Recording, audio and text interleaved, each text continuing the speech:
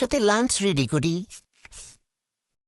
তো এই জন্য আমি এখানে নিয়েছি পেঁয়াজ, মটরশুঁটি, এক পিস সিম, মরিচ, একটা শুকনো মরিচ, কাঁচামরিচ, টমেটো এবং আলু কুচি। আমি তেলের মধ্যে দিলাম একটা শুকনো মরিচ, রসুন কুচি, মটরশুঁটি। ও মা, মটরশুঁটি এমন করে কে? এরপর আমি এখানে পেঁয়াজ, আলু কুচি, গাজর কুচি, সিম কুচি, টমেটো কুচি, মরিচ যা যা ছিল সব দিয়ে দিলাম। ভালোভাবে একটু নেড়ে চেড়ে নিতে হবে।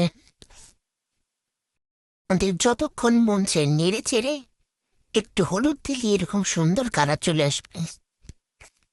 পর একটা ঢাকনা দিয়ে ঢেকে দেবে। সরি গ্যাস, আমার কাছে এই ইশারাটাই ছিল। হয়ে গেলে এর উপর একটু ধনেপাতা কুচি দিয়ে দিবেন। চলো এবার আলু ভর্তা করি। তোমাদের যত রাগ আছে তোমরা সব আলু ভর্তার সাথে দেখাইতে পারো।